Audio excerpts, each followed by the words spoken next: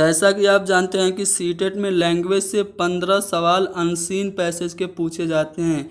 आज की अपने इस वीडियो में हम लोग उर्दू के अनसीन पैसेज को हल करने की ट्रिक बताएंगे, जिससे आप कम वक्त में अनसीन पैसेज के 15 सवालों को हल कर लेंगे। दोस्तों, अनसीन पैसेज को हल करने का सबसे अच्छा तरीका ये है कि आप पहले पैसेज को ना पढ़िए, बल्कि पहले सवालों को देखिए और सवालों को अपने जहन में बैठा लीजिए और सभी सवालों से कुछ इम्पोर्टेंट जो वर्ड उसमें दिए हुए हैं, जिनको हम की वर्ड्स कह सकते हैं, उनको याद कर लीजिए। और जब आप सवालों को पहले ही जहन में बैठा लेंगे और की वर्ड्स को याद कर लेंगे, उसके बाद जब आप पैसेज को देखेंगे तो पैसेज देखते ही आपको जवाब मिलते चले जाएंगे।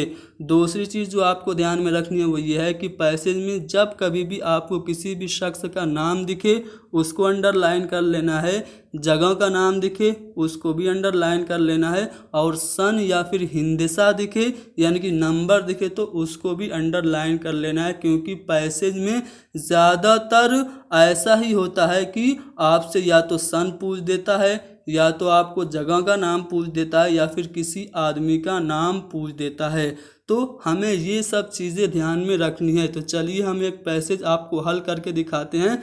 मैं इसको समझाने में थोड़ा सा ज़्यादा टाइम ले सकता हूँ, लेकिन जब आप इसको समझ लेंगे तो आप कम वक्त में आसानी से हल कर लेंगे। ये पैसेज है, इससे रिलेटेड कुछ सवालात हैं जिनका जवाब आपको देना है। आप क्या करेंगे, पहले सवालों को देखेंगे। पहला जो सवाल आपका है वो ये है कि तहरीर किसने ईजाद की। आपका जवाब किसी शख्स का नाम होगा, तो आपने पहले ही पैसेज में क्या किया होगा, किसी भी शख्स के नाम को अंडरलाइन कर लिया होगा। दूसरा जो सवाल है कि वो कब पैदा हुए थे, तो मैंने बताया था कि सन आपको दिखे तो उसको अंडरलाइन कर लीजिए। आपको सन कब पैदा हुए, इसका जवाब आपको सन में ही देना है। अगला जो सवाल है कि नुकीला औजार लग जाने से क्या जाता रहा या जाती रही, तो इस सवाल में आपको नुकीला औजार एज ए कीवर्ड याद करना है, जो कि आपको सवाल का जवाब ढूंढने में मददगार साबित होगा। अगला सवाल यह है कि तहरीर को कितने साल की मेहनत लगन के बाद ईजाद किया गया। मैंने बताया था आपको कि जब कभी भी आपको हिंदिसा यानी कि नंबर दिखे तो उसको अंडरलाइन कर लीजिए, वो नंबर आपके सवाल का जवाब होगा। अगला जो सवाल है कि मास्टर साहब आपको डैश आती है। अब देखिए मास्टर साहब, इस कीवर्ड्स को आप याद करिए और इसमें ये भी देखिए कि ये सवाल पूछा जा रहा है, तो आप क्वेश्चन में देखेंगे कि सवाल कहाँ पे पूछा जा रहा है, क्वेश्चन वर्ड कहाँ पे है, पैसेज में आप देखेंगे तो आपको फ़ौरन जवाब मिल जाएगा। अगला जो सवाल है तहरीर, तहरीर का हमें मुतज़ाद यानी कि अपोजिट बताना है, तो इसको आप बिना पैसेज की मदद से भी हल कर सकते हैं। तो हमने क्या किया, पहले ही सवालात देख लिए, अब हम पैसेज को देखेंगे और सवालों के जवाब ढूंढते जाएंगे। अब देखिए यहाँ पे पैसेज मैंने क्या कहा था, जब कभी भी आपको कोई नाम दिखे तो उसको अंडरलाइन कर लीजिए। आपको यहाँ पे दूसरी लाइन में एक नाम दिख रहा होगा, लुई ब्रेल। अब आप सवाल पे आइए, तहरीर किसने ईजाद की, तो आपका जवाब हो जाएगा इसकी ईजाद करने वाले लुई ब्रेल थे। यानी कि लुई ब्रेल ने क्या की थी, अपनी एक तहरीर ईजाद की थी जिसको ब्रेल लिपि के नाम से जाना जाता है। ब्रेल लिपि से रिलेटेड क्वेश्चन पूछे जाते हैं।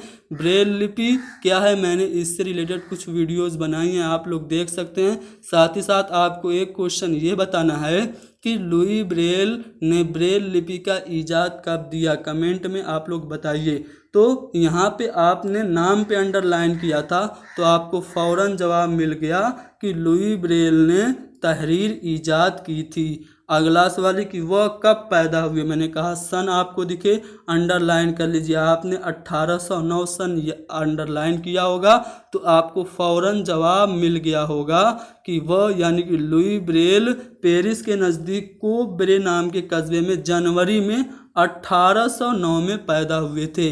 यानी कि वह कौन, लुई ब्रेल कब पैदा हुए, तो 1809 में पैदा हुए। अगला सवाल है कि नोकीला औजार लग जाने से क्या जाता रहा।